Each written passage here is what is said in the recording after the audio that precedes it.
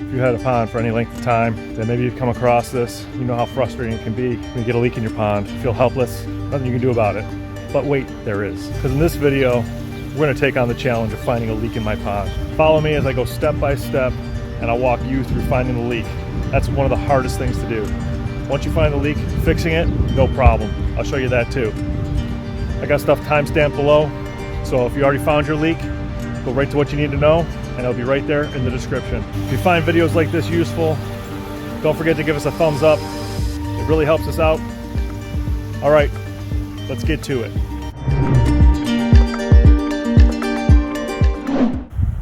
All right, we got a sad news update here. We took the pond net off, it's fall. I was running the pond, 24/7, never had an issue. We took the pond net off. I noticed the water level was low, so I filled it up with the hose. Always use, dechlorinator when you do that. What happened is by the end of the day, the water level had dropped again. The water level is right at the bottom of my skimmer box. I cannot run my pump at this time. It will be sucking air, and that's not good for the pump. I'll burn it out.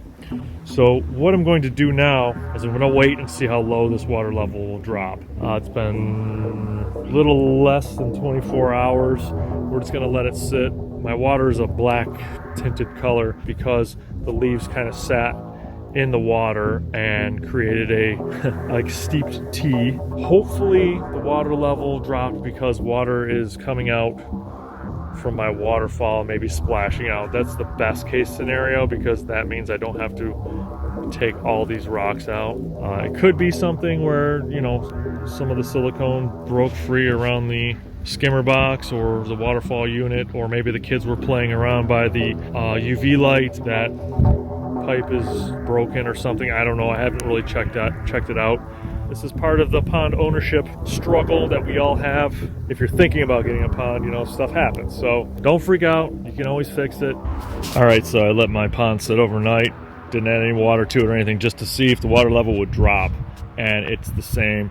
As you can see by all the stuff in my pond, we had a major storm blow through here last night, and there's all sorts of leaves. And the good news is the water level hasn't gone down anymore. So what I'm going to do is I'm going to fill it up to the level I want it to be and not run my waterfall and see if the water level holds. If it holds, then that means that there's something leaking in my line or in the pond liner underneath my waterfall. We're gonna figure this out and fix it. So stay with me on my quest to fix my pond. All right, so I filled up my pond and I'm just gonna let it sit for 24 hours and see if it goes down. So check it out, that's where it's at. I'm okay if the water level sinks to where it was and just stays there for all winter, that's fine with me. My fish will be fine, they're down in the bottom. It's cold out, rough time of year to be doing pond projects. Okay, update on the leaky pond. I filled the pond up, just turned my waterfall back on, put a mark on the skimmer box. The water's been holding in the pond, so I don't think it's a leak in the actual pond itself. Water may be diverted down the waterfall or something like that. That may be the issue right now. Or maybe the algae buildup could have diverted some water. But I've disconnected my UV light. I don't see any water leaking out. I've got my valves off, so the waterfall is coming full force. So I'm gonna let this run for a little while and I'm gonna check the water level. All right, that's where we're at. Since the water level stabilized, I decided to wait till spring and try again. So we waited till early spring. Today I'm going to clean out the waterfall pump and turn it on, and I'm going to use my valve and turn it off where my UV light is. And if the water level goes down, then that tells me that that the problem is between there and my pump. Now, if the water level stays the same, then I know that the line in the ground here is okay. The issue will be probably from the valve to my waterfall unit, or maybe this liner in here. Worst case scenario, I have to rebuild my waterfall. Okay, so I went with my best guess, and my best guess is a couple years ago, I don't know if you saw my other video where I put a UV light in. There's my contraption I created with all the valves, and you can check that video out. I'll put a link in the description or something right here in the video. Anyways, I figured the weakest link in this return line, right here I have hose clamps and a rubber boot there and one at that end where I put this contraption in. So I'm thinking maybe that's the weakest link. I'm hoping that's where it's leaking. We might have to expose this a little more. The hardest part about a leak in your pond is finding the source. So hopefully this is it. I was really hoping one of these things was cracked or something. I do not want to take my liner apart, but if I have to, I will.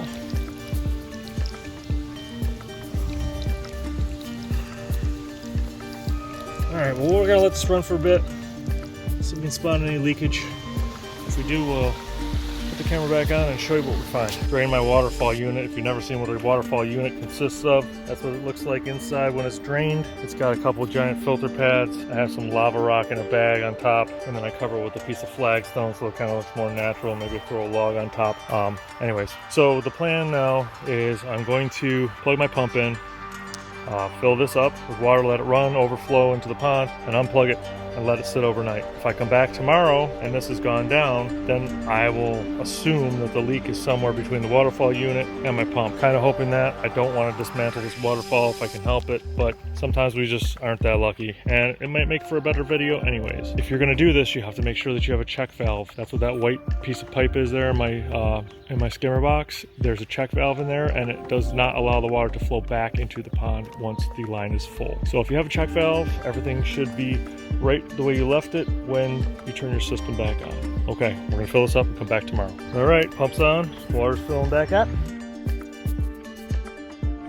Maybe we can see if it's like leaking out over the edge or something.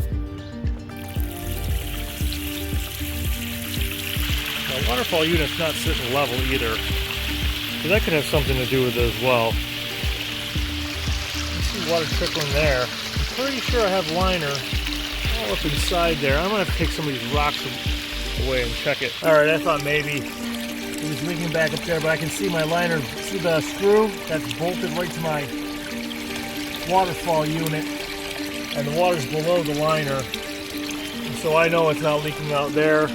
I don't have any water leaking all over the edge there. I'm gonna have to keep looking around. I use this rock, this flat rock, to check my water level, so I can see right there what level the water's at. It's right at the bottom of that rock. So let's go look and see what happened to our waterfall unit. As you can see, there's no water in it. It's drained out. Now that can mean one of two things. Either there is a hole in the pipe, or my check valve isn't doing its job 100%. Kind of leaning towards that, because after I stop the water from pumping through my system, I could hear it gurgling back. It might not be a perfect seal for my check valve. We're gonna go to phase 2 and we're gonna put a mark on a stone here. Take our marker here. We're just gonna put a mark on a stone.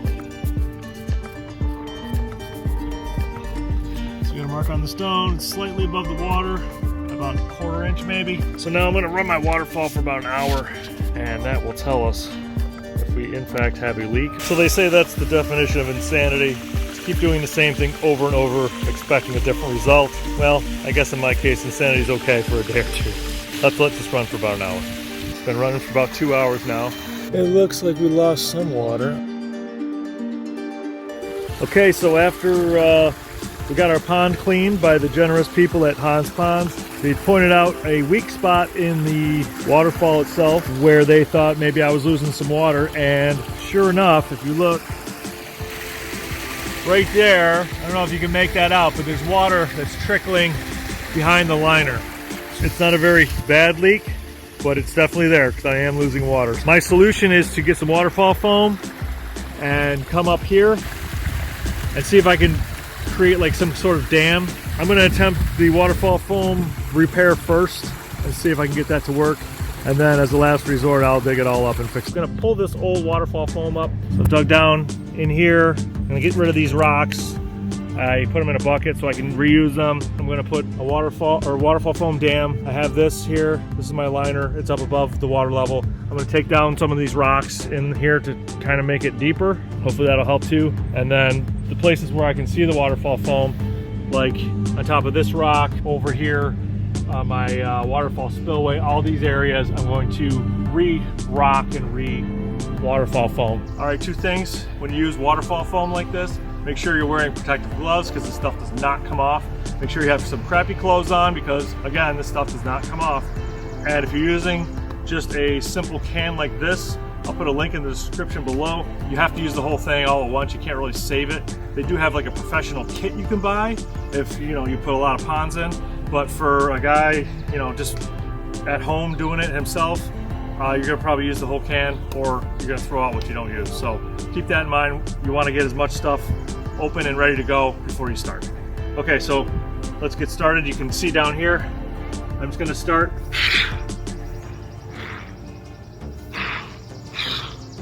like that blown in foam insulation.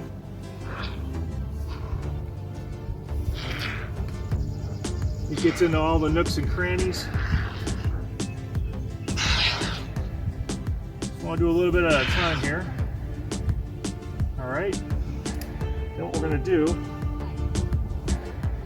is, as it's blowing up, we're going to throw some rocks in there to kind of hide it some between the rocks.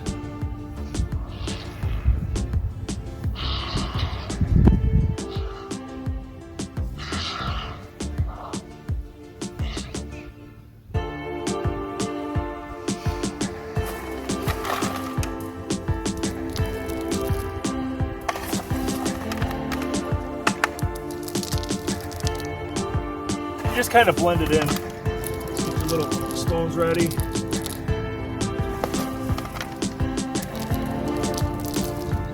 Just kind of making a barrier. And you want to make sure you get these rocks into this foam before it cures, because once it cures, you're not going to be able to stick them in there.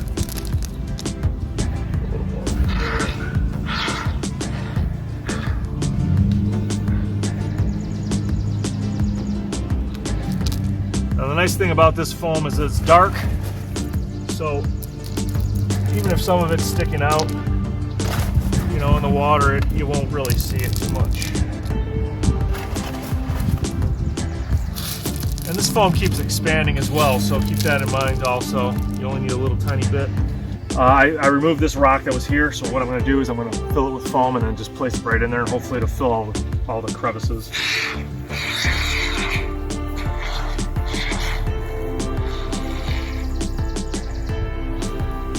And then also, when you're doing this, be sure you watch where you place your nozzle, because if you get it onto a rock like I did there, it's not going to just magically come off. The stuff's really good, solid stuff. So hold your can upside down. So that's okay. So what I did was I kind of made a bed of that foam stuff. See how it's still expanding here where I placed the rocks already. You can still get it when it's wet.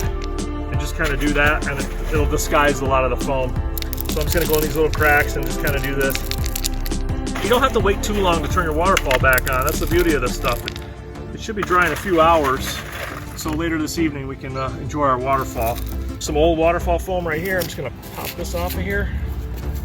There was some stones glued to it earlier. We don't want water flowing underneath our spillover rock.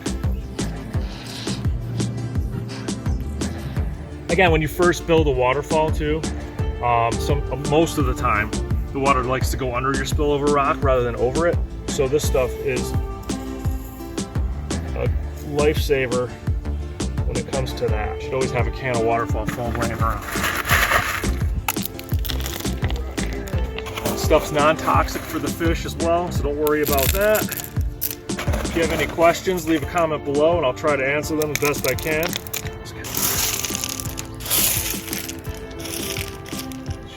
Okay, so we finished putting our rocks and our waterfall foam in.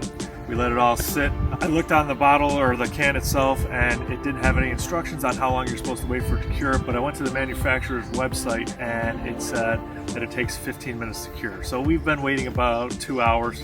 So I think we're well within the range. So we're gonna plug this in and hopefully the leak's gone. So just remember that, don't panic. If you're losing water, just take a step back, evaluate the situation, and you'll be able to fix it. Okay, let's turn our waterfall back on. Okay, our waterfall's running again. And what I did was I dug the stream bed itself a little bit deeper and put the edges up a little higher, so that should help as well. But it's pretty dry right up through here.